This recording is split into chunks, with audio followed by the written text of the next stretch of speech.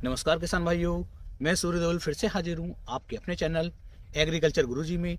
किसान भाइयों, आज हम बात करेंगे इस समय पर जो है कहीं कहीं पर पौधा गन्ने की जो कटाई है वो शुरू हो चुकी है और कुछ जगह पर जो है अभी पौधा गन्ने की कटाई शुरू नहीं हुई है।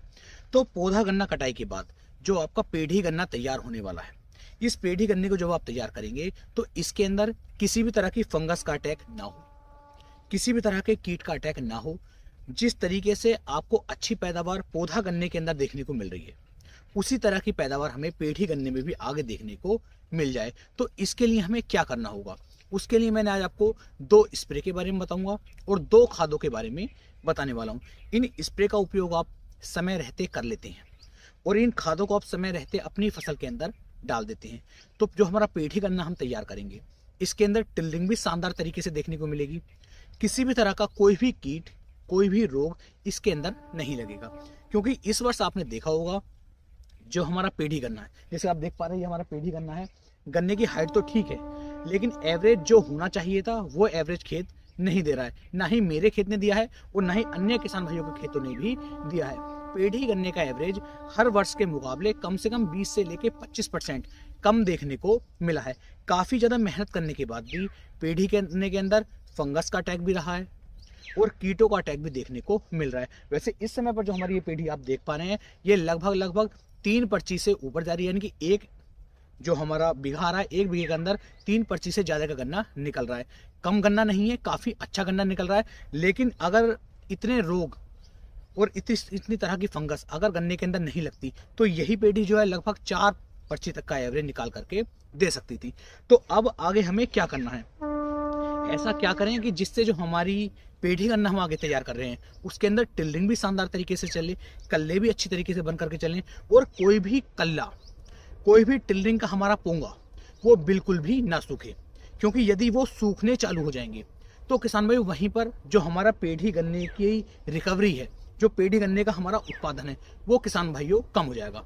मान लीजिए एक गन्ने से लगभग 5 से लेके 7 गन्ने निकल करके चले, 5 से लेके 7 कल्ले उसमें से निकले और 7 में से यदि 2 या 3 गन्ने हमारे वहीं पर सूख जाते हैं, 2 या 3 कल्ले हमारे वहीं पर सूख जाते हैं, तो हमारी जो पैदावार गन्ने की 80 कुंटल की आने वाली थी या 90 कुंटल की आने वाली थी और 2-2 गन्ने भी अगर हर उससे हमारे मेड़े से सूखने लगे तो हमारी पैदावार को ये 15 से लेके 20% तक कम कर देगा। तो ऐसा कोई भी कार्य हमें नहीं करना है जिससे कि हमारे कोई भी कल्ला, हमारा कोई भी पोंगा सूखे। ये कल्ले और पोंगे सूखते क्यों हैं? इनके सूखने का सबसे बड़ा मेन कारण रहता है किसान भाइयों फंगस। हमारे गन्ने के अंदर फंगस का लग जाना या फिर हमारी फसल के अंदर कीटों का लग जाना। अगर हमारे खेत के अंदर कीट लगेंगे या फंगस लगेगी तो ये कल्ले अच्छी तरीके से नहीं पनप पाएंगे, अच्छी तरीके से बढ़वार नहीं कर पाएंगे और जब ये बढ़वार नहीं करेंगे तो इससे जो है हमें काफी बड़ी नुकसान देखने को मिल सकता है। तो यहाँ पर आपको इस चीज का बड़े खास तरीके से ध्यान लेकर के चलना है कि किसी भी एंगल से, किसी भी तरीके से हमें जो है स्टार्टिंग में ही एक तो फंगीसाइड का और एक कीटनाशक का, इन दोनों का यदि हम उपयोग कर लेते हैं तो हम एक अच्छी पैदावार अपने गन्ने से किसान भाइयों निकाल करके ले पाएंगे। अब हमें पहला खाद किस समय पर डालना है, अब आप ध्यान रख लीजिए। यदि आपने जो है गन्ने की कटाई चालू कर दी है, पौधा गन्ने की कटाई आप चालू कर चुके हैं, तो गन्ना कटाई के लगभग 20 दिन के बाद आपको जो है अपने खेत के अंदर, जब आपका खेत बिल्कुल खाली हो जाता है अच्छी तरीके से, जो पत्ती है उस पत्ती को बाहर निकाल देना है और उस खेत की जो है किसान भाइयों एक अच्छी वाली जुताई आपको करवा देनी है। आप जो कल्टीवेटर की सहायता से उसकी जुताई करवा दीजिए या फिर रूटावेटर की सहायता से जुताई करवा दीजिए। रूटावेटर की बात कर रहा हूँ, जो रूटावेटर हमारा गूल के अंदर चलता है, उससे आप पूरे खेत की अच्छी तरीके से जुताई करवा दीजिए। उसके अंदर फिर आपको खाद डालने हैं और उसके बाद उसमें पानी लगाना है। एक तरीका तो हो जाता है ये।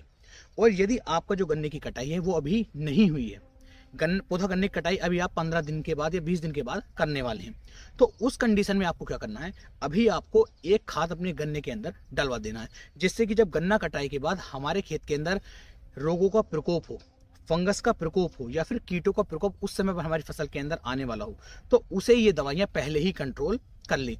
1-2 किसान भाई का मेरे पास फोन भी आया था जिन्होंने बताया कि क्या हम अभी गन्ना कटाई नहीं हुई है उससे पहले ही फंगीसाइड का या कीटनाशक का उपयोग कर लें या फिर नहीं। लेकिन अब मैं बता रहा हूं कि आपको इनका उपयोग कर लेना चाहिए। तो यहाँ पर आपको क्या उपयोग करना है, तो किसान भाई जो हमारा फिप्रोनिल आता है लिक्विड वाला, जो 5% में आपको फिप्रोनिल देखने को मिल जाता है, एक तो आपको ये ले लेना है। और इसकी मात्रा किसान भाइयों आपको लेनी है आधा लीटर, यानी कि 500 ml आपको ले लेना है फिप्रोनिल 5% में। दूसरा जो इसके साथ में आपको लेना है वो लेना है एक फंगीसाइड। अब यहाँ पर फंगीसाइड हम कौन सा लें, क्योंकि कीटनाशक हमारे पास एक हल्का वाला हो जाता है, क्योंकि इस समय पर जो मौसम है, मौसम के अंदर ठंडक है, एक हल्का सा कीटनाशक ही बहुत ही शानदार वाला रिजल्ट आपको यहाँ पर निकाल करके दे सकता है। महंगे महंगे बहुत कीटनाशक हैं, सभी के नाम मैं आपको बता दूंगा, लेकिन उससे कोई भी फायदा नहीं है। हमें सस्ता और एक टिकाऊ जुगाड़ यहाँ पर लेना है, तो 5% में आपको फिप्रोनिल ले लेना है। दूसरा जो यहाँ पर आपको फंगीसाइड लेना है, एक फंगीसाइड में यहाँ पर आप ले लीजिए, फंगीसाइड के रूप में आप ले लीजिए जो हमारा सुमोटोमो कंपनी का आता है हारू, जिसके अंदर आपको टेबुकोनाजोल भी देखने को मिल जाएगा और सल्फर की मात्रा भी देखने को मिल जाती है। तो सल्फर और टेबुकोनाजोल का जो ये मिश्रण है, इसकी मात्रा ले लीजिए आधा किलोग्राम और आधा लीटर ही लेना है आपको फिप्रोनिल। इन दोनों को आपको ले लेना है और लगभग जो हमारा यूरिया होता है, लगभग 40 से लेकर 45 किलोग्राम यूरिया, इन दोनों के अंदर इसे मिक्स करके इसका छिड़काव पूरे गन्ने के अंदर आप अच्छी तरीके से करवा दीजिए। यदि छिड़काव करना संभव नहीं है तो आपको यूरिया की मात्रा सिर्फ 2 किलोग्राम आप ले लीजिए, इसे पानी में घोल लीजिए अच्छी तरीके से, और जो हमारा आधा लीटर फिप्रोनिल था और आधा लीटर हमारा हारू था, इन सबको एक कैन के अंदर भर करके रख लीजिए। और जब आप खेत के अंदर पानी चलाएं तो पानी की सहायता के साथ आप इन्हें भी अपने खेत के अंदर चला दीजिए।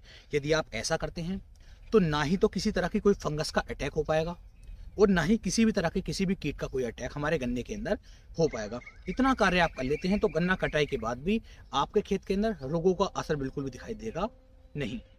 तो एक कार्य आप ये कर लेते हैं। और यदि आप गन्ना कटाई कर चुके हैं, गन्ना कटाई के बाद आपको अपने खेत के अंदर कीटनाशक भी डालना है और फंगीसाइड भी डालना है, और उससे आप अपनी पेढ़ी गन्ने को बचाना चाहते हैं, तो उस कंडीशन में आपको क्या करना है, उस समय पर आपको टिलरिंग के लिए भी कुछ ना कुछ अलग से लगाना पड़ेगा। वैसे जैसे मैंने इसके अंदर आपको बताया था कि सल्फर भी इसके अंदर है, तो सल्फर एक बहुत ही शानदार वाला फंगीसाइड है और फंगीसाइड के साथ साथ ही हमारी मिट्टी को भुरभुरी करता है, जिससे हमारी फसल के अंदर टिलरिंग और कल्ले भी किसान भाइयों अच्छी मात्रा में बन जाते हैं। तो बात कर रहे थे गन्ना कटाई के बाद वाली, तो गन्ना कटाई के बाद जो आपको खाद डालना है, एक बैग ले लेना है आपको यूरिया। यूरिया इस समय पर यदि आप डालेंगे गन्ना कटाई के बाद तो तुरंत ही गर्मी खेत के अंदर बनेगी और टिलरिंग और कल्ले बनने में हमारी बहुत ज्यादा सहायता ये हमारी करने वाला है। तो एक बैग ले लेना है आपको यूरिया। दूसरे खाद के रूप में किसान भाई यहाँ पर आपको लेना है जो हमारा रिजेंट आता है दानेदार, जो 0.3% में हमारा दानेदार रिजेंट आता है, उसकी मात्रा आपको ले लेनी है। कोई भी महंगा या बड़ा कीटनाशक इस समय पर नहीं लेना है, क्योंकि उससे सिर्फ जेब पर ही असर पड़ेगा और कोई भी फायदा देखने को नहीं मिलेगा। तो रिजेंट की जो मात्रा आप लेंगे वो लेंगे 8 किलोग्राम प्रति एकड़ के हिसाब से। एक बैग यूरिया हो जाता है, 8 किलोग्राम आपका रिजेंट हो जाता है। इसके साथ में ही किसान भाइयों जो हमारी सल्फर आती है लगभग 90% में, उसकी मात्रा ले लेनी है आपको 5 किलोग्राम। इन तीनों को अच्छी तरीके से आपको मिला लेना है। यहाँ पर मैं किसी अन्य फंगीसाइड को क्यों नहीं बता रहा हूँ, क्योंकि 90% में जो हम सल्फर ले रहे हैं ये एक बहुत ही शानदार वाला फंगीसाइड है और इस समय पर यही काफ़ी है हमारी पेठी गन्ने को बचाने के लिए। तो कोई भी अन्य फंगीसाइड इसके साथ आपको नहीं लेना है। इन तीनों को मिलाइए और जब आप अपने खेत की जुताई करवा रहे हैं रूटर से, उस समय पर इन्हें अपने खेत के अंदर डलवा दीजिए और डलवाने के बाद खेत की एक बढ़िया वाली सिंचाई कर दीजिए। बहुत ज़्यादा पानी नहीं भरना है, लेकिन नॉर्मली खेत की अच्छी सिंचाई कर देनी है। यदि आप ऐसा करते हैं तो ना ही तो किसी तरह का कोई कीट लग पाएगा, ना ही कोई फंगस लग पाएगी, और गन्ना स्टार्टिंग से ही, शुरुआत से ही बहुत ही शानदार वाले कल्ले बना करके चलेगा, बहुत ही अच्छी वाली टिल्लिंग लेकर के चलेगा। तो ये 2 फार्मूले मैंने आपको बताए। गन्ना अगर एक गन्ने से हमारे 8 से 10 कल्ले निकल करके आते हैं तो कोई भी कल्ला आपका सूखेगा नहीं, क्योंकि अगर ये कल्ला सूखना चालू हो गया तो पैदावार तो हमारी गई, नुकसान तो हमें फिर होना ही होना है। तो इस चीज का आपको ध्यान लेकर के चलना कि किसी भी एंगल से, किसी भी तरीके से हमारी फसल के अंदर कोई भी गन्ना, कोई भी कल्ला सूखना नहीं चाहिए, क्योंकि अगर वो सूखेगा तो नुकसान सिर्फ हमारा ही होने वाला है। आप शुरू से लेकर लास्ट तक बहुत ज़्यादा मेहनत करते हैं, बहुत ज़्यादा लागत लगाते हैं, उसके बाद भी अगर अच्छी पैदावार देखने को ना मिले तो सिर्फ और सिर्फ हमारा ही नुकसान उसमें देखने को मिलेगा। तो इस चीज़ का आप बारीकी के साथ ध्यान लेकर के चलेंगे, इस तरीके से आप चलेंगे और लगातार आप मुझे फॉलो करते रहिए। मैं आपको बताता रहूँगा कि कितने दिन पर कौन सा स्प्रे करना है, कौन सा खाद डालना है, जिससे कि आपकी फसल के अंदर किसी भी तरह का कोई भी रोग ना लग पाए। उम्मीद है मेरी ये जानकारी, मेरी ये वीडियो आपको काफ़ी ज़्यादा पसंद आई होगी। वीडियो अच्छी लगी हो तो वीडियो को आप ज़्यादा से ज़्यादा किसान भाइयों तक शेयर करें। फिर मिलेंगे एक नई वीडियो में, तब तक के लिए मेरे सभी प्यारे किसान भाइयों को जय हिंद, जय भारत, जय किसान, वंदे मातरम।